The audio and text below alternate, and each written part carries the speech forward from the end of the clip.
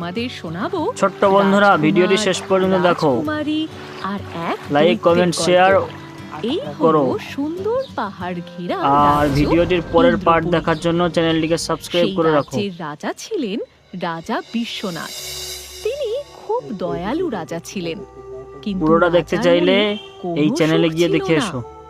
কারণ বিকে তার কার্টুন। একমাত্র কন্যা রাজকুমারী অনন্যা দীর্ঘদিন ধরে অসুস্থ ছিলেন। তার জ্বর কিছুতেই সারছিল না।